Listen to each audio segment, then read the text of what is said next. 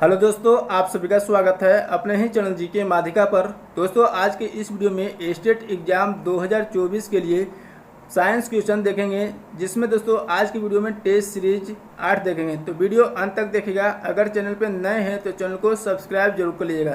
तो चलिए आज के वीडियो शुरू करते हैं। तो दोस्तों, पहला प्रश्न है, एक बिंदुवत वस्तु 30 सेंटीमीटर फोकस दूरी वाले उत्तल दर्पण से 30 सेंटीमीटर की दूरी पर स्थित है, तब इसका प्रतिबिंब बनेगा। प्रतिबिंब जो है कितने दूरी पर बनेगा और किस ओर बनेगा, ठीक है।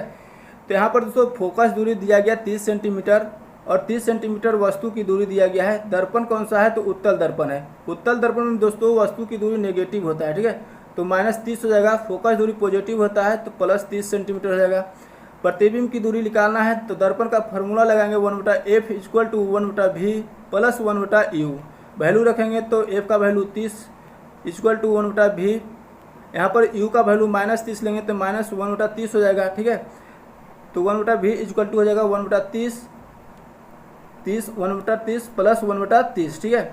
अब इसको एलसीएम लेंगे तो 30 एलसीएम हो जाएगा, 1 + 1 2 हो जाएगा, 15 बाद में कट गया, यानी 1/v = हो जाएगा 1/15। अब v = क्या हो गया, 15 सेंटीमीटर। 15 सेंटीमीटर प्लस में आ गया, ठीक है। तो इसका राइट आंसर ऑप्शन डी हो जाएगा, दर्पण से 15 सेंटीमीटर पीछे की ओर बनेगा, ठीक है। नेक्स्ट क्वेश्चन देखते हैं। क्वेश्चन, दो प्रतिरोधों को ए श्रेणी क्रम में बी समांतर क्रम में संयोजित किया जाता है। दोनों अवस्थाओं में क्रमशः प्रतिरोध 9 ओम और 2 ओम है, तो प्रतिरोधों का मान होगा। तो यहाँ पर दोस्तों प्रतिरोधों का मान निकालना है, यानी R1 और R2 वैल्यू निकालना है, ठीक है। यहाँ पर श्रेणी क्रम और समांतर क्रम की बात किया जा रहा है। श्रेणी क्रम के प्रतिरोध दिया गया 9 ओम और समांतर क्रम का प्रतिरोध का वैल्यू दिया गया 2 ओम। श्रेणी क्रम में अगर प्रतिरोध जोड़ा जाता है तो इसका फॉर्मूला आता है R = R1 + R2।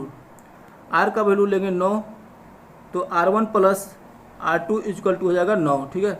अब समांतर क्रम में यदि जोड़ा जाएगा तो इसका फॉर्मूला आता है 1/R = 1/R1 + 1/R2।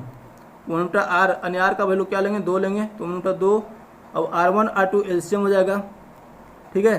तो ऊपर हो जाएगा R1 + R2। अब R1 + R2 का वैल्यू 9 है, तो 9 यहाँ पर रख देंगे, तो 1/2 = हो जाएगा 9/R1 × R2। तो दोस्तों R1 × R2 = हो जाएगा 9 दूनी 18। अब दोस्तों R1 और R2 का वैल्यू इस प्रकार लेंगे कि गुना करने पर 18 हो और जोड़ने पर 9 हो। अगर R1 का वैल्यू 6 लेते हैं और R2 का वैल्यू 3 लेते हैं तो गुना करने पर कितना आ रहा है, 18 आ रहा है, और जोड़ने पर 6 और 3 जोड़ने पर 9 आ रहा है। तो दोस्तों ऑप्शन में कौन सा हो जाएगा, ऑप्शन बी हो जाएगा 6 ओम और 3 ओम, ठीक है। नेक्स्ट क्वेश्चन देखते हैं। क्वेश्चन, वायु से कांच में तथा वायु से जल में प्रकाश के अपवर्तन को चित्र 1 तथा चित्र 2 में दर्शाया गया है। चित्र 3 में अपवर्तन के प्रकरण में कोण थीटा का मान क्या होगा। तो यहाँ पर दोस्तों कोण थीटा का वैल्यू निकालना है। अब चित्र 1, 2 और 3 दिया गया है, ठीक है।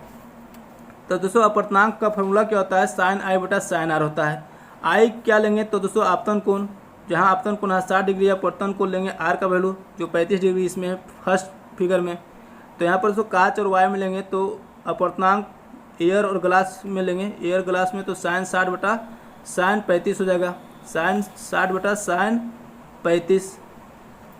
चित्र 2 में देखेंगे दोस्तों, तो चित्र 2 में वायु और जल है, तो एयर और वाटर में लेंगे तो sin 60 / sin 41।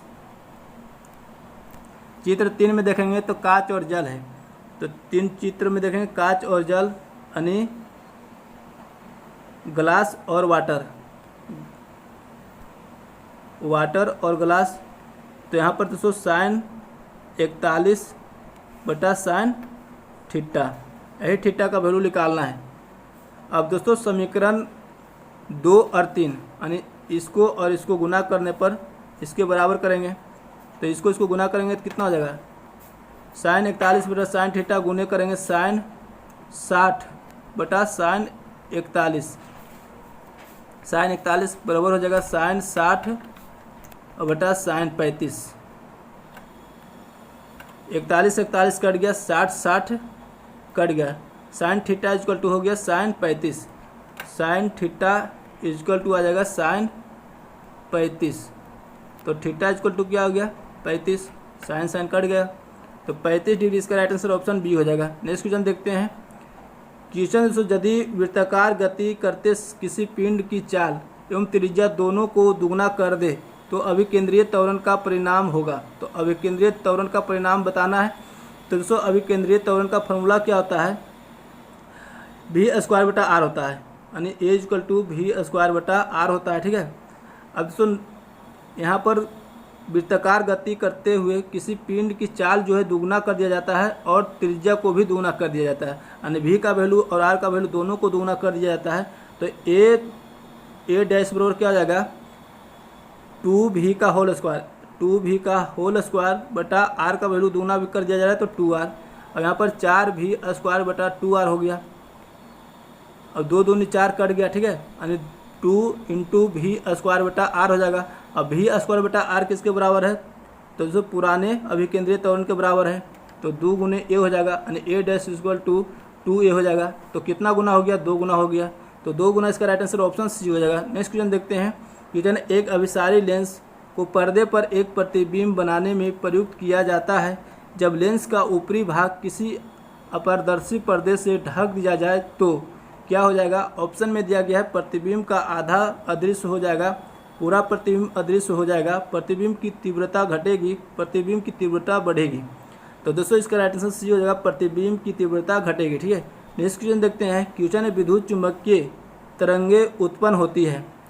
तो जो विद्युत चुम्बकीय तरंगे जो है उत्पन्न होती है किसके द्वारा। ऑप्शन में दिया गया है स्थिर आवेश द्वारा, नियत वेग से गतिशील आवेश द्वारा, त्वरित आवेश द्वारा, आवेशहीन कण द्वारा।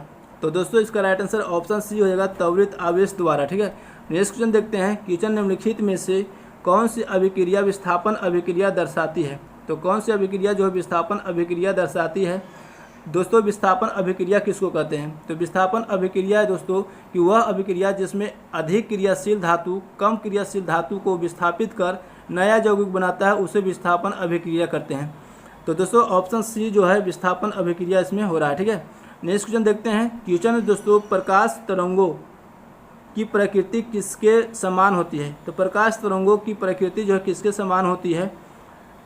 ऑप्शन में दिया गया कैथोड किरणों, बीटा किरणों, गामा किरणों, अल्फा किरणों।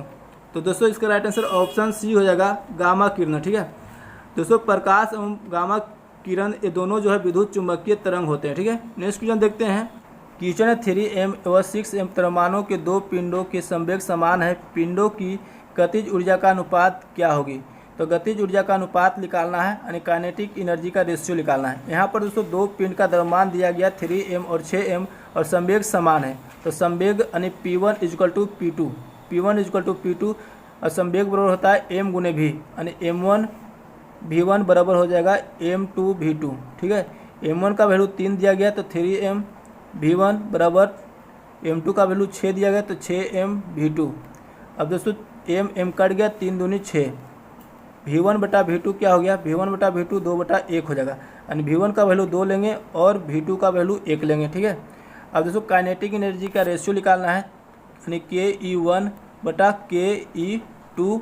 इसका फॉर्मूला था काइनेटिक एनर्जी बराबर होता है 1/2 mv²। तो 1/2 m1 v1², तो m1 का वैल्यू 3m लेंगे। ठीक है, 3m और v1 कितना लेंगे, तो v1 2, तो 2 का स्क्वायर 4 हो जाएगा, बटा 1/2 6m हो जाएगा m2 का वैल्यू, और v2 का वैल्यू हो जाएगा 1 का स्क्वायर 1 हो जाएगा, 1/2 कट गया, m से m कट गया, 3 दूनी 6, 2 दूनी 4, यानी 2/1 हो जाएगा, यानी 2:1। इसका राइट आंसर ऑप्शन डी हो जाएगा। ठीक है। नेक्स्ट क्वेश्चन देखते हैं। क्वेश्चन दोस्तों, बिजली चमकने की आवाज़ इसके देखे जाने के 6 सेकेंड पश्चात सुनाई देती है। यदि बिजली चमकने की दूरी 1020 मीटर है तो ध्वनि की चाल क्या होगा। तो ध्वनि की चाल निकालना है। यहाँ पर दोस्तों दूरी दिया गया 1020 मीटर और समय दिया गया 6 सेकंड। तो चाल बराबर क्या होता है, दूरी बटा समय। तो दूरी बटा समय यानी स्पीड बराबर होता है दूरी बटा समय, तो 1020/6 करेंगे। अब इसी को काटेंगे दोस्तों, तो 6 को यदि भाग देंगे 1020 में तो 170 बार में कट गया, तो 170 मीटर पर सेकंड हो जाएगा, ऑप्शन सी। ठीक है। नेक्स्ट क्वेश्चन देखते हैं। क्वेश्चन दोस्तों, क्लोरोबेंजीन का सिंगल बॉन्ड Cl बंध मेथिल क्लोराइड के CCl बंध की तुलना में होता है। तो दोस्तों लंबा तथा दुर्बल, छोटा तथा मजबूत, छोटा तथा दुर्बल, लंबा तथा मजबूत। तो दोस्तों इसका राइट आंसर ऑप्शन बी हो जाएगा, छोटा तथा मजबूत होता है। ठीक है, नेक्स्ट क्वेश्चन देखते हैं। क्वेश्चन दोस्तों PCl5 के वियोजन पर दाब के बढ़ाने का क्या प्रभाव होगा। तो PCl5 के वियोजन पर जो है दाब के बढ़ाने पर क्या प्रभाव होगा।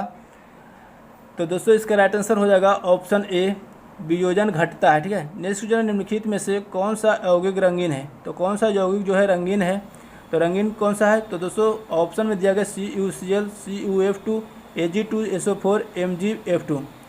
तो दोस्तों इसका राइट आंसर ऑप्शन बी हो जाएगा, CuF2 जो है यौगिक रंगीन है। ठीक है, नेक्स्ट क्वेश्चन देखते हैं।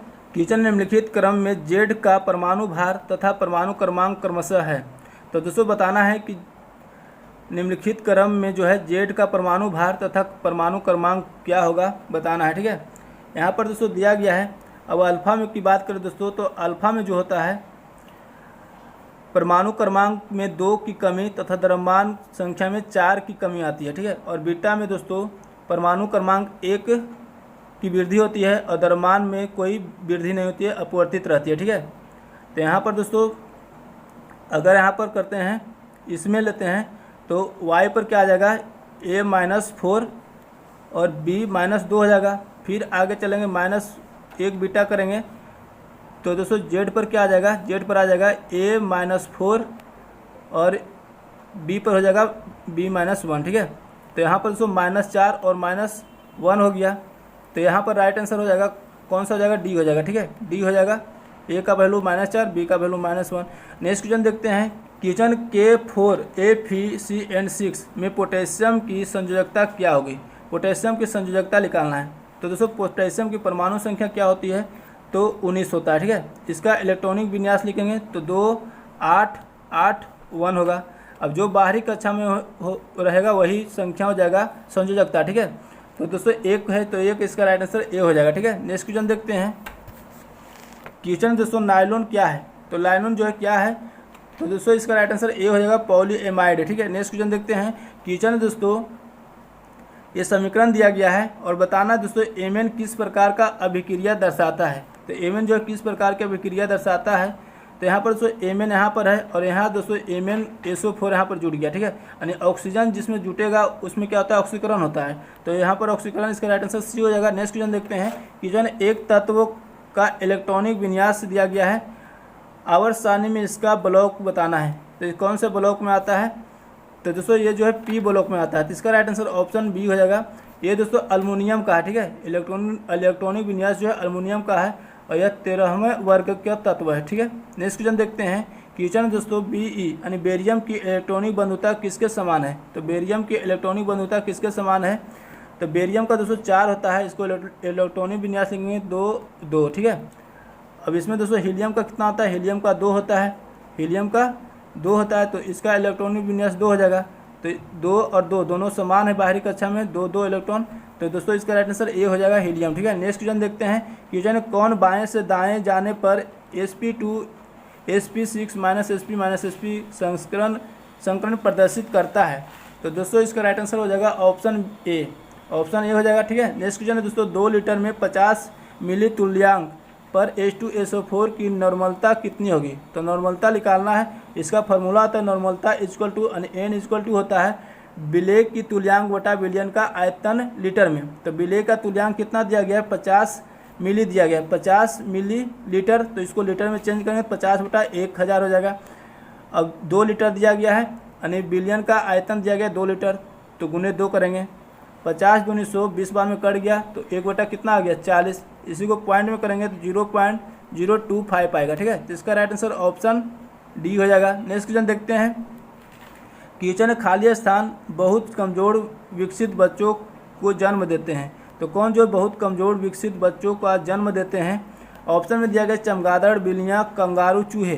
तो दोस्तों इसका राइट आंसर ऑप्शन सी हो जाएगा, कंगारू। ठीक है, नेक्स्ट क्वेश्चन है दोस्तों यूरेनियम के समस्थानिक कौन कौन है। तो यूरेनियम के समस्थानिक इनमें से कौन कौन है बताना है। तो दोस्तों ए और बी दोनों है। ठीक है, तो इसका राइट आंसर डी हो जाएगा, ए एवं बी दोनों। नेक्स्ट क्वेश्चन देखते हैं। क्वेश्चन दोस्तों मीथेन यानी CH4 की संरचना है। तो CH4 की संरचना बताना है। तो इसका संरचना क्या होगा। ऑप्शन में दिया गया रैखिक, त्रिकोणीय, चतुष्कोणीय, पंचकोणीय। तो CH4 का स्ट्रक्चर लिखते हैं तो इस तरह से होता है, ठीक है, CH4 का। तो ये क्या हो गया दोस्तों, चतुष्कोणीय हो गया, ठीक है। तो इसका राइट आंसर सी हो जाएगा। नेक्स्ट क्वेश्चन देखते हैं। क्वेश्चन है विरंजक चूर्ण CaOCl2 किस प्रकार का लवण है। तो CaOCl2 यानी विरंजक चूर्ण जो है किस प्रकार का लवण है। ऑप्शन में दिया गया संकर लवण, द्वीप लवण, मिश्रित लवण, क्षारीयक लवण। तो दोस्तों इसका राइट आंसर सी हो जाएगा मिश्रित लवण, ठीक है। नेक्स्ट क्वेश्चन देखते हैं। निम्नलिखित पदार्थों को उनकी प्रतिरोधकता के बढ़ते हुए क्रम में व्यवस्थित कीजिए। तो दोस्तों बताना कि निम्न पदार्थ दिया गया है, उनकी प्रतिरोधकता के बढ़ते हुए क्रम में व्यवस्थित करना है। तो दोस्तों इसका राइट आंसर ऑप्शन ए हो जाएगा, ठीक है। सबसे ज़्यादा सिलिकॉन, उसके बाद जर्मेनियम, नाइक्रोम, सबसे कम ताम्र, ठीक है। नेक्स्ट क्वेश्चन देखते हैं। क्वेश्चन 1 एम्पियर धारा तुल्य होती है। तो 1 एम्पियर धारा तुल्य जो होती है किसके बराबर। तो दोस्तों इसका राइट आंसर ए हो जाएगा 6.25 × 10⁻18 इलेक्ट्रॉन पर सेकेंड, ठीक है। नेक्स्ट क्वेश्चन देखते हैं। क्वेश्चन एक व्यक्ति एक दीवार पर बल आरोपित करता है लेकिन वह उसे धकेल नहीं पाता है, तो व्यक्ति द्वारा किया गया कार्य निकालना है। कार्य बराबर होता है Fs cos theta, Fs cos theta होता है। अब यहाँ पर दोस्तों दीवार पर बल लगाता है लेकिन उसके द्वारा जो है वह जो उसे ढकेल नहीं पाता, यानी उसके द्वारा विस्थापन क्या हो रहा है, 0 हो रहा है। तो विस्थापन 0 यानी एस का वैल्यू 0 होगा, तो दोस्तों वर्क क्या होगा, 0 हो जाएगा। तो इसका राइट आंसर डी हो जाएगा, कोई कार्य नहीं करता, ठीक है। नेक्स्ट क्वेश्चन देखते हैं। क्वेश्चन सौर स्पेक्ट्रम में बैगनी रंग से लाल रंग की ओर क्या प्रभाव पड़ेगा। तो दोस्तों यहाँ पर विचलन घटता है, अपूर्णांक भी घटता है, ठीक है। तो इसका राइट आंसर ए हो जाएगा। नेक्स्ट क्वेश्चन देखते हैं। क्वेश्चन किसी दो चालकों के प्रतिरोध क्रमशः समांतर क्रम में एवं श्रेणी क्रम में 12 ओम एवं 50 ओम है, तो इनका अलग अलग प्रतिरोध क्या होगा। अलग अलग प्रतिरोध यानी R1 और R2 का वैल्यू निकालना है। यहाँ पर समांतर क्रम का प्रतिरोध दिया गया 12 ओम और श्रेणी क्रम का प्रतिरोध दिया गया 50 ओम। दोस्तों श्रेणी क्रम में अगर रेसिस्टेंस जोड़ा जाता है तो इसका फॉर्मूला होता है R = R1 + R2, R1 + R2, ठीक है। R का वैल्यू दिया गया 50 ओम, तो R1 + R2 बराबर हो जाएगा 50। अब दोस्तों समांतर क्रम में यदि जोड़ा जाएगा तो इसका फॉर्मूला होता है 1/R = 1/R1 + 1/R2। R का वैल्यू यहाँ पर लेंगे 12, तो 1/12 बराबर हो जाएगा R1 × R2। एलसीएम ले लेंगे तो ऊपर हो जाएगा R1 + R2 और R1 + R2 का वैल्यू 50 यहाँ पर रखेंगे तो कितना आ जाएगा दोस्तों, R1 × R2 बराबर हो जाएगा 50 × 12 करेंगे तो 600 हो जाएगा, ठीक है, 600 हो जाएगा। अब दोस्तों R1 और R2 का ऐसा वैल्यू लेंगे ताकि गुना करने पर 600 हो और जोड़ने पर 50 हो। तो अगर दोस्तों R1 का वैल्यू 30 लेते हैं और R2 का वैल्यू 20 लेते हैं तो गुना करते हैं तो 600 आता है और जोड़ते हैं तो 50 आता है। तो 30 और 20 इसका राइट आंसर हो जाएगा ऑप्शन ए, ठीक है। नेक्स्ट क्वेश्चन देखते हैं। क्वेश्चन दोस्तों आइसोटोन में होता है। तो आइसोटोन में क्या होता है, ऑप्शन में दिया गया समान प्रोटॉन, समान इलेक्ट्रॉन, समान न्यूट्रॉन, समान समस्थानिक द्रव्यमान। तो दोस्तों आइसोटोन में जो है समान न्यूट्रॉन होता है, तो इसका राइट आंसर ऑप्शन सी हो जाएगा। नेक्स्ट क्वेश्चन है दोस्तों, निम्न में से कौन सबसे अधिक ऋण विद्युतीय है। तो कौन जो है सबसे अधिक ऋण विद्युतीय है, ऑप्शन में दिया गया मैग्नीशियम, एल्युमिनियम, सल्फर, क्लोरीन। तो दोस्तों डी इसका राइट आंसर हो जाएगा क्लोरीन, ठीक है। नेक्स्ट क्वेश्चन दोस्तों, द्विध्रुव अघूर्ण की इकाई है। तो द्विध्रुव अघूर्ण की इकाई बताना है। तो दोस्तों इसका राइट आंसर ऑप्शन बी हो जाएगा, कूलम्ब × मीटर होता है, ठीक है। नेक्स्ट क्वेश्चन देखते हैं। क्वेश्चन दोस्तों स्ट्रक्चर दिया गया है, इसका उपयोग नाम बताना है। तो स्ट्रक्चर का उपयोग नाम बताना है, तो इसका राइट आंसर ऑप्शन ए हो जाएगा 2-क्लोरोब्यूटेन, ठीक है। नेक्स्ट क्वेश्चन देखते हैं। क्वेश्चन निम्न में से कौन सा कथन सही है। तो कथन कौन सा सही है बताना है। तो दोस्तों इसका राइट आंसर सी हो जाएगा, गुरुत्वीय त्वरण अक्षांश बढ़ने के साथ बढ़ता है, ठीक है। नेक्स्ट क्वेश्चन देखते हैं। क्वेश्चन दोस्तों व्हीटस्टोन सेतु के सिद्धांत को किसमें प्रयुक्त किया जाता है। ऑप्शन में दिया गया धारा मापी, विभव मापी, अमीटर, वोल्टमीटर। तो दोस्तों इसका राइट आंसर ऑप्शन बी हो जाएगा, विभव मापी, ठीक है।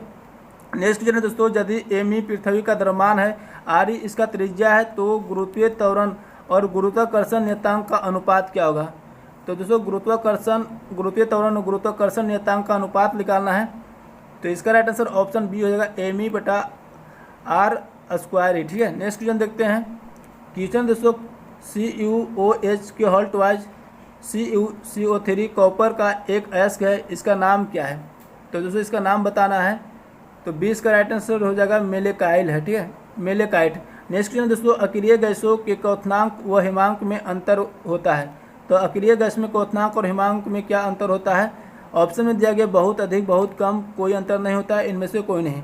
तो दोस्तों इसका राइट आंसर ऑप्शन बी हो जाएगा, बहुत कम होता है, ठीक है। नेक्स्ट क्वेश्चन देखते हैं, किचन निम्नलिखित में से एल्युमिनियम का एस कौन सा है? तो एल्युमिनियम का एस की बताना है। ऑप्शन में दिया गया है कार्नेलाइट, मैलेकाइट, गैलिना, बॉक्साइट। तो एल्युमिनियम का एस होता है बॉक्साइट, तो डी इसका राइट आंसर हो जाएगा। नेक्स्ट क्वेश्चन दोस्तों, वर्ग में ऊपर से नीचे जाने पर कौन सी गुण सदैव बढ़ता है? तो ऊपर से नीचे जाने पर, यानी वर्ग में बताना है ऊपर से नीचे जाने पर आवर्त सारणी में कौन सा गुण जो है सदैव बढ़ता है? तो दोस्तों इसका राइट आंसर ऑप्शन डी हो जाएगा, परमाणु त्रिज्या। ठीक है, नेक्स्ट क्वेश्चन देखते हैं, किचन निम्नलिखित में से कौन सा विकल्प सही है? तो कौन सा विकल्प सही है? तो दोस्तों इसका राइट आंसर ए हो जाएगा, जो सही है। ठीक है, नेक्स्ट क्वेश्चन देखते हैं, किचन दोस्तों अनिश्चितता के सिद्धांत का प्रतिपादन किसने किया? तो अनिश्चितता के सिद्धांत का प्रतिपादन जो है किसने किया? ऑप्शन में दिया गया आइंस्टीन, हाइजेनबर्ग, रदरफोर्ड, थॉमसन। तो दोस्तों इसका राइट आंसर ऑप्शन बी हो जाएगा, हाइजेनबर्ग। ठीक है, नेक्स्ट क्वेश्चन देखते हैं, किचन दोस्तों 20 सेंटीमीटर फोकस दूरी का एक समद्वितीय उत्तल लेंस है। यदि इस लेंस को मुख्य अक्ष के लंबवत दो समान भागों में काटा जाए तो प्रत्येक भाग में फोकस दूरी होगी। तो प्रत्येक भाग में फोकस दूरी बताना है, क्या होगी? तो दोस्तों इसका राइट आंसर सी होगा, 40 सेंटीमीटर होगी। ठीक है, नेक्स्ट क्वेश्चन देखते हैं, किचन दोस्तों एक खगोलीय दूरबीन में दो लेंस लगे हैं जिसकी शक्ति 10 डायोप्टर और 1 डायोप्टर है। समान संयोजन में आवर्धन क्षमता होगी। तो आवर्धन क्षमता बताना है, समान संयोजन में क्या होगी? तो यहाँ पर दोस्तों दो लेंस की शक्ति दिया गया 10 डायोप्टर और 1 डायोप्टर। ठीक है, यानी दोस्तों पी ई इक्वल टू हो जाएगा 1/f। अब P E equal to 1/f, तो एफ ई बराबर क्या हो जाएगा 1/p। तो 1/pe यानी 10 दिया गया तो 1/10 हो जाएगा। अब दोस्तों पी ओ का क्या लेंगे 1/f हो, तो एफ ओ कितना हो जाएगा 1 हो जाएगा, 1/1 यानी 1 हो जाएगा। अब आवर्धन बराबर हो जाएगा, आवर्धन बराबर होता है ऑब्जेक्ट यानी एफ ओ बटा एफ ई। तो एफ ओ का वैल्यू 1 है और एफ ई का वैल्यू 1/10 है, तो 10 1/10, 10 ऊपर चला जाएगा 10 हो जाएगा।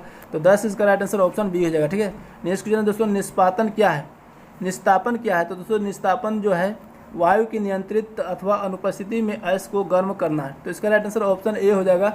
नेक्स्ट क्वेश्चन देखते हैं, किचन दोस्तों स्ट्रक्चर दिया गया, इसका उपयोग नाम बताना है। तो उपयोग नाम इसका क्या होता है? तो दोस्तों इसका राइट आंसर डी हो जाएगा, 3 इथाइल हेक्सिन 1 होगा। ठीक है, नेक्स्ट क्वेश्चन देखते हैं, अमोनिया गैस किस प्रकार होता है? तो अमोनिया गैस किस प्रकार होती है? ऑप्शन में दिया गया है रंगीन, भारी, पानी में अघुलनशील, रंगहीन। तो दोस्तों इसका राइट आंसर ऑप्शन डी हो जाएगा, रंगहीन। ठीक है, नेक्स्ट क्वेश्चन देखते हैं, किचन एक तत्व के इलेक्ट्रॉनिक विन्यास 1s2 2s2 2p6 3s2 3p3 है। तो आवर्त सारणी में इस तत्व के ठीक नीचे वाले तत्व का परमाणु क्रमांक क्या होगा? तो ठीक नीचे वाले तत्व का परमाणु क्रमांक बताना है। तो दोस्तों यह जो किसका इलेक्ट्रॉनिक विन्यास है? तो फास्फोरस का। ठीक है, तो फास्फोरस के नीचे तत्व जो है आर्सेनिक है। तो आर्सेनिक का जो है 33 होता है परमाणु क्रमांक। तो इसका राइट आंसर ऑप्शन डी हो जाएगा। नेक्स्ट क्वेश्चन है दोस्तों, निम्नलिखित में से धातु नहीं है। तो कौन जो है धातु नहीं है? तो दोस्तों इसका राइट आंसर ए हो जाएगा, बोरॉन जो है धातु नहीं है। ठीक है, तो दोस्तों आज की वीडियो वहीं तक रहने देते हैं, फिर मिलेंगे नेक्स्ट वीडियो में। अगर वीडियो अच्छा लगा तो लाइक करिएगा, चैनल पे नए हैं तो चैनल को सब्सक्राइब करके बेल आइकन जरूर दबा लीजिएगा। जय हिंद।